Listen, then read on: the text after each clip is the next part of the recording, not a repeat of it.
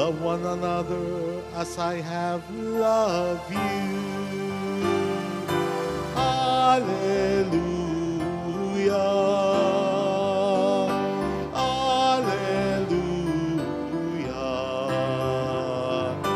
Hallelujah. Hallelujah. The Lord be with you. And with your spirit. A reading from the Holy Gospel according to Saint Luke. Glory to you, O Lord. Jesus said to his disciples, "To you who hear, I say, love your enemies. Do good to those who hate you. Bless those who curse you. Pray for those who mistreat you. To the person who strikes you on one cheek, offer the other one as well. And from the person who takes your cloak, do not withhold even your tunic. Give to everyone who asks of you. And from the one who takes what is yours, do not demand it back. Do to others as you would have them do to you. For if you love those who love you, what credit is that to you? Even sinners love those who love them. And if you do good to those who do good to you, what credit is that to you? Even sinners do the same. If you lend money to those from whom you expect repayment, what credit is that to you? Even sinners lend to sinners and get back the same amount. But rather, love your enemies and do good to them, and lend expecting nothing back. Then your reward will be great, and you will be children of the Most High. For He Himself is kind to the ungrateful and the wicked. Be merciful as your Father is merciful. Stop judging, and you will not be judged. Stop condemning, and you will not be condemned. Forgive, and you will be forgiven. Give, and gifts will be given to you. A good measure, packed together, shaken down, and overflowing, will be poured into your lap. For the measure with which you measure will in turn be measured out to you." Sisters and brothers, the Gospel of the Lord. Praise to you, Lord Jesus Christ.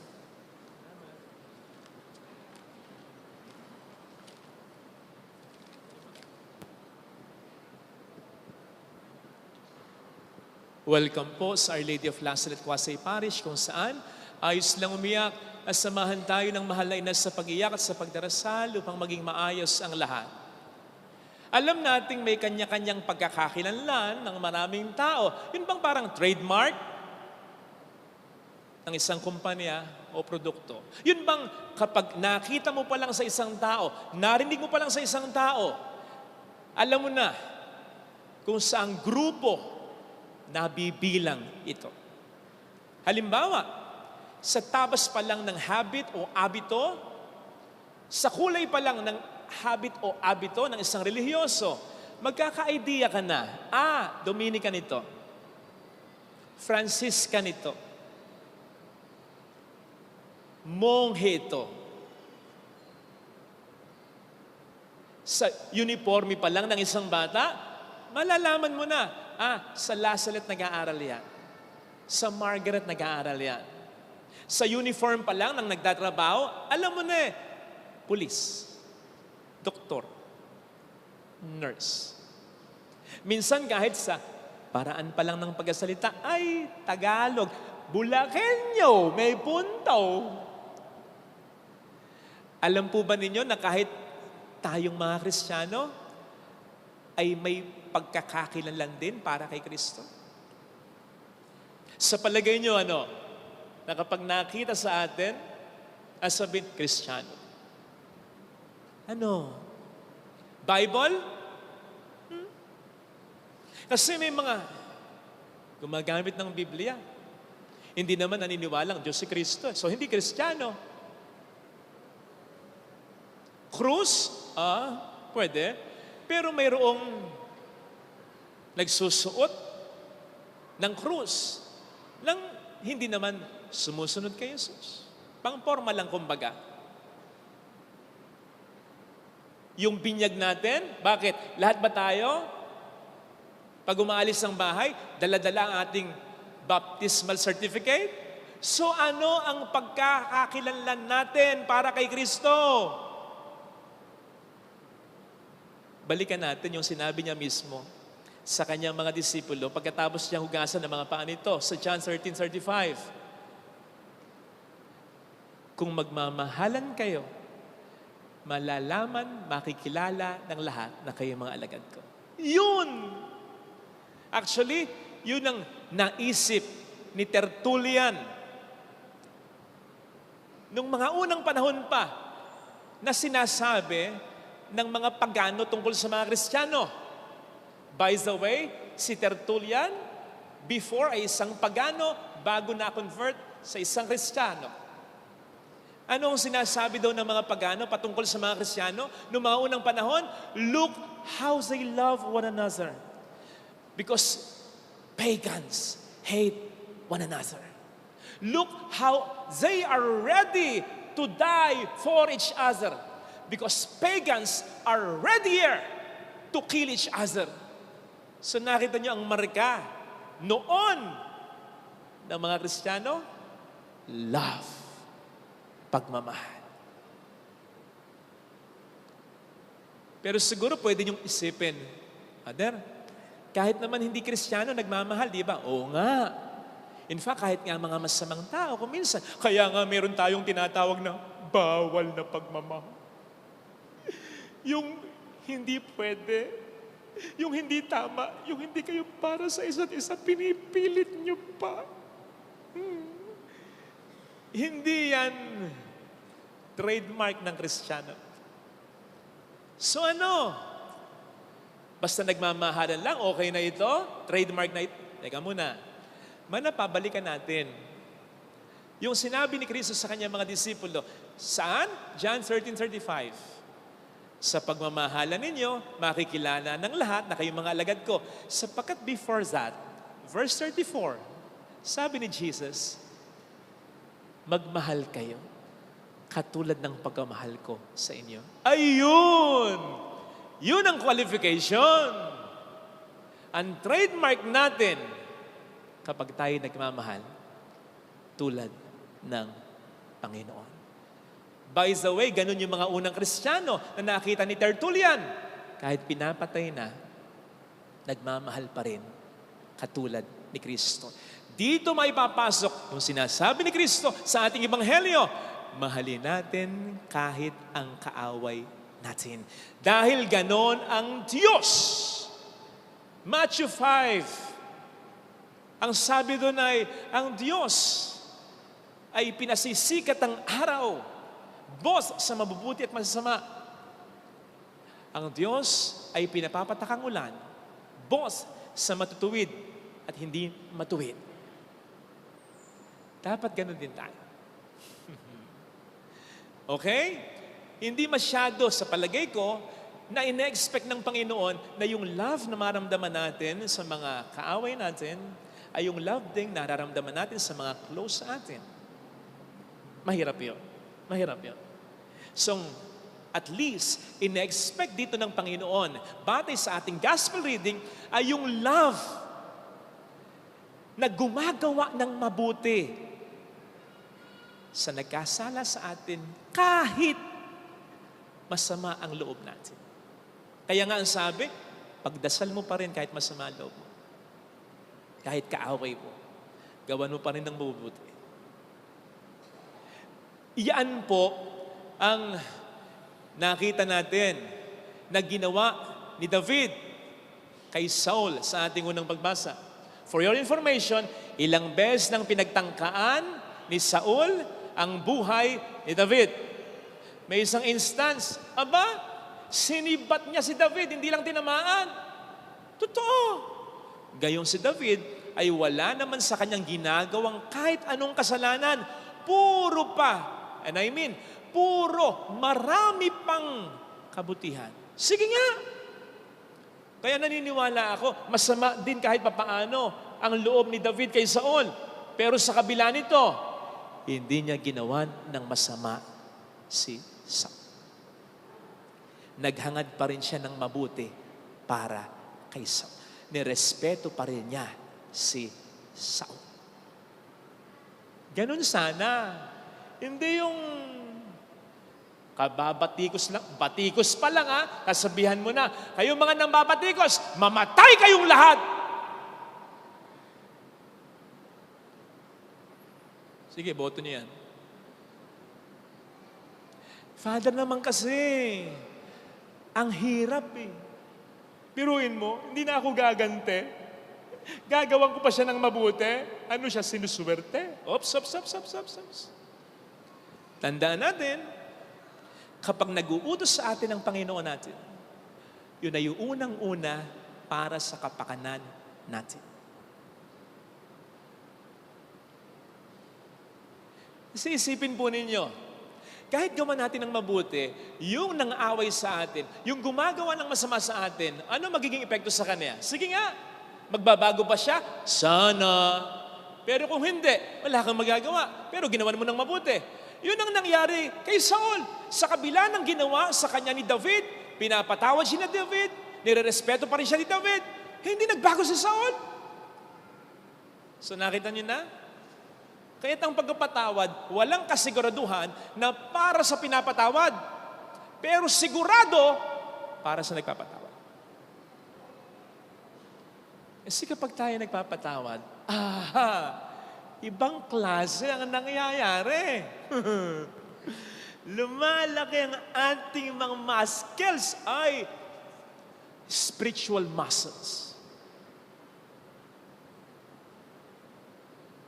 Sa mga nag-gym dito, boys, yung mga lalaki talaga, alam natin ang technique para lumaki ang ating katawan. Una, hindi ganyan. Yang pahigab-higab lang. Walang gana, walang patutunguhan yan.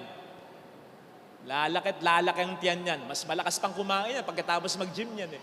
Walang gana ka, walang mangyayari dyan. Wala ring mangyayari sa ganire. Pasimpleng tingin sa mga babae sa gym. Nako, kapatid, hindi lalaki katawan mo, mata ang lalaki sa'yo. Cut.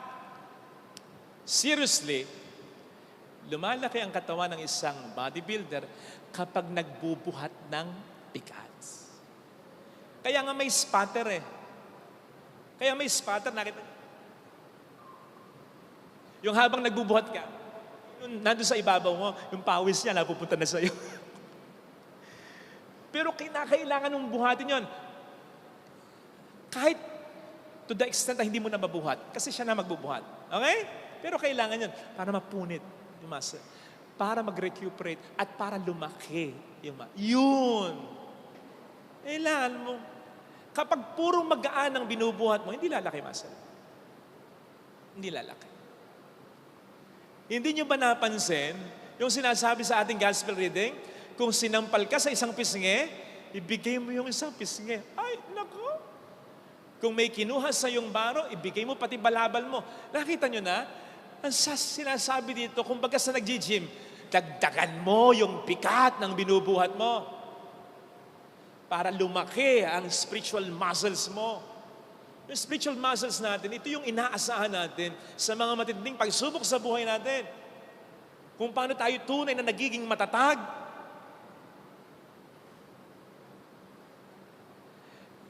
Hindi tayo basta-basta tatatag pag nagdarasal lang. Halimbawa, kapag tumutulong lang, fasting, lalo na kung ginagawa pa natin na napakadalang. Minsan-minsan, kapag nilalagay tayo ng Panginoon sa okasyon, na kinakailangan nating magpatawad, yun, pagbubuhat yun ng mabigat. Buhatin mo. Alam po ninyo, yung mas mabigat sa pagpapatawad, yung una, nasa katwiran ka, wala kang ginagawang masama, di ba? Gigil ka pag ganyan. Yung ikaw na yung kinat, galit pa yung nag-cut sa'yo, nako, sarap pektusan niya. Ikalawa, kapag may kapangyarihan ka, kapag alam mong mas malaki ka, kayang-kaya, babaldugin ko to, babaldugin. Alam mong malakas ka, alam mong mas may pera ka, alam mong mas makapangyarihan ka. Ayun. Tapos nasa katuwiran ka pa. Actually, kahit hindi ka mas malakas, kahit hindi ka mas makapangyarihan, mas may pera, may ibang diskarte eh. Budbudan mo ng bitchin yung kinakain. O kaya, gaskasan mo yung sasakyan.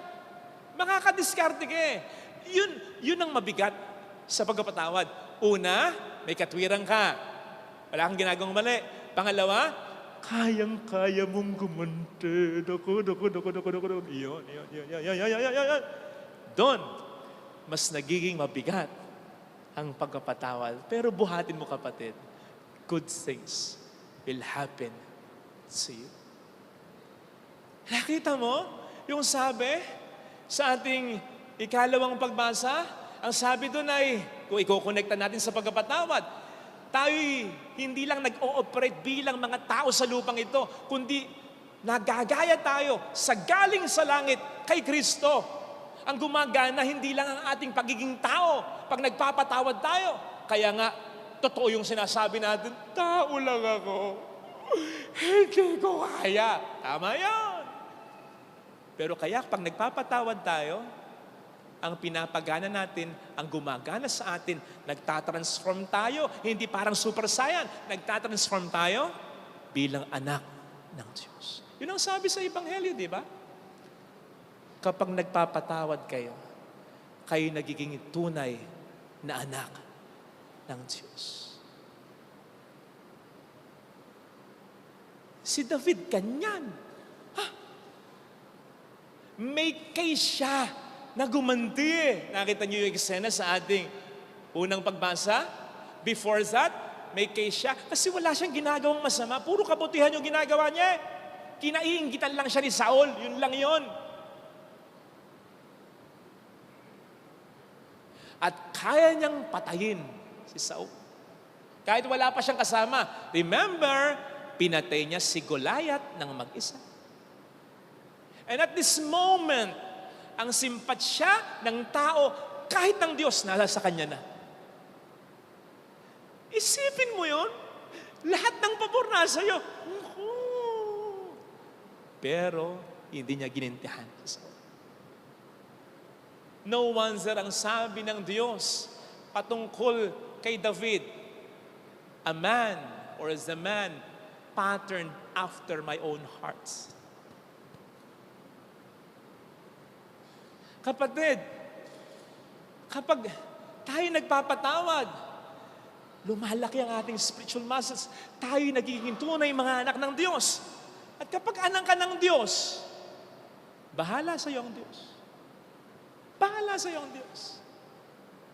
Ikaw ba bilang anak, iniisip mo pa, pamamanahan kaya ako ng nanay at tatay ko? Matik yun, pamamanahan ka. Sa ayaw at gusto nila. Kapatid, kapag tayo nagiging tunay na anak ng Diyos, tayo nagiging tunay na tagapagmana ng Diyos. Ang Diyos ang bahala sa atin. Napansin niyo siguro yung mga words na sinabi sa bandang ending ng Ebanghelyo. Mas maganda sa Tagalog eh. Ito yung kinakanta pa natin ito pag nagbibigay tayo eh. Magbigay tayo sa Panginoon, tayo ay magbigay.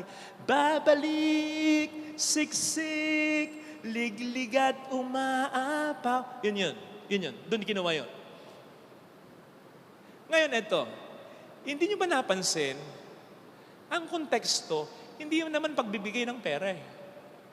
Hindi yun ang konteksto. May nabanggit bang pera? Wala.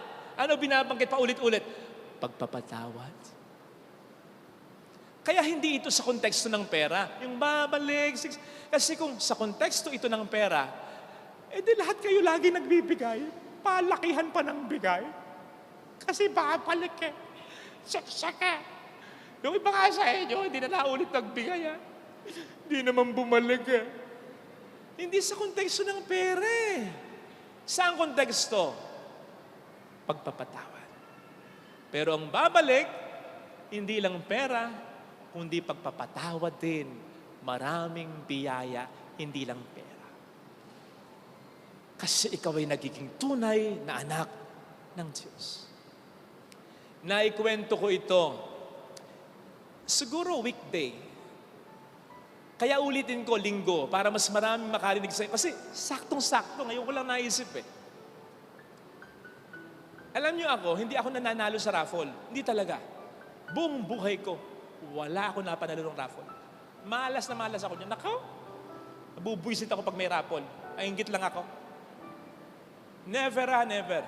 Eto ngayon, isang party. Nandun yung kaaway ko. Actually, siya yung nangaway sa akin. Wala akong ginagawang masama sa kanya.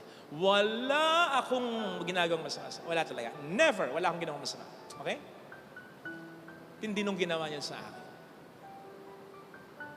At may kaya akong gumante. Una, wala akong ginagawang masama. Pangalawa, mas kaya akong gumante. Napakarami kong followers. Dami. Kung siniraan niya ako, kaya ko siyang siraan. Milyong ulit pa. Hindi ko ginawa. So ito na. To cut the story short, party yan, may raffle eh. Nakita ko. Hindi ko alam kung bakit sabi sa akin ng Panginoon, Pasko naman eh. Regalo mo na sa akin. Batiin mo na. Lord naman, ba't ako ang babate? Pwede. Dapat siya bumati. Wala akong ginagawa masama, Lord. Di na nga akong mande. Gagawa pa akong mabuti. Actually, yung dalawang katabi ko sabi sa akin, oo, wag mong gagawin yan. Wag mong gagawin yan. Isipin niya, tama siya. Pero nilapitan ko. Niyakap ko. Niyakap din naman ako. Alam nyo, nanalo ako ng raffle, grand prize. Di totoo. Hindi ko kayo binibiro. Totoo. Para bang sinasabi sa akin ng Diyos, salamat. Gusto ko yung ginawa mo. Hindi nyo ba natatandaan? Sabi ng Panginoon, kapag nag-aalay kayo, pera, gulay, alay mo. Pag nalaman mo na may sama ng loob sa iyo ang kapat mo, puntahan mo. Saka mag-alay. Ang gustong alay ng Diyos, pagpapatawad, kapayapaan, pagmamahalan. Yun. At kapag yun ang ating ginawa, kapatid, will be blessed. Sinasabi ko, hindi lang ito pera. Tandaan po natin, hindi lang na-bless ng pera ng kayamanan si Haring David. Hindi lang. Baka nakakalimutan nyo, nagkasala si David. Nangalo niya siya. Pumatay pa siya dahil sa pangangalo niya. Pero, nang humingi siya ng tawad, pinatawad siya. Bakit? Kung ano ang ginamit ni David na panukat kay Saul, ginamit ng Diyos sa kanya. Kapatid, walang masamang humingi ng maraming blessings sa Diyos. Pero tandaan po ninyo, hanggang sa kahuli-huli ang hininga natin, ang pinakakailangan nating blessing, pagpapatawad ng Diyos. Yun, pagpapatawad ng Diyos. At garantisadong ibibigay niya yun sa atin kung tayo rin ay nagpapatawad ng kapwa natin. Doon mas nagiging anak tayo ng Diyos. May bonus pa. Doon, mas nagiging anak ka ng nanay mo, ng tatay mo, kapag pinatawad mo yung kapatid. Doon, mas nagiging proud sa'yo ang anak mo kapag pinatawad mo yung tatay ng mga ito. Doon, mas nagiging kapatid ka para sa kapatid mo kapag pinatawad mo yung kapatid ninyo. Mas lumulutang ang pagiging kapamilya mo. Ito sana ang hilingin nating biyaya sa banal na pagdiriwang na ito. Tama yung sabi, pag nagpapatawad ka, walang mawawala, pero marami ang madadagdag. Lagay sana natin ang ating ganang kamay sa tapat ng ating puso.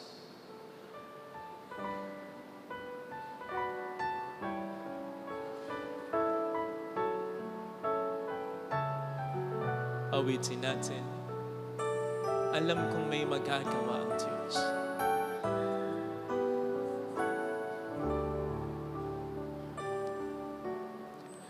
Alam kong may magagawa ang Diyos. Alam kong may magagawa ang Diyos. Alam kong may magagawa Walang imposible sa Kanya. ang Diyos. Kung ako'y magtatapat, Kung ako'y magtatapat sa Kanya'y maglilingkod, sa Kanya'y maglilingkod, alam kong may magagawa ang Diyos. kung may magagawa ang Diyos. Alam kong di ringgin ng Diyos ang samo ko, Alam kong di sapagkat mahal niya. ringgin ng Diyos ang samo ko. Alam kong di ringgin ng Diyos ang samo ko. Alam kong di ringgin ng Diyos ang samo ko. Kung ako'y magtatapat, Kung ako'y magtatapat sa Kanya'y maglilingkod, sa Kanya'y maglilingkod, alam kong di ringgin ng Diyos ang samo.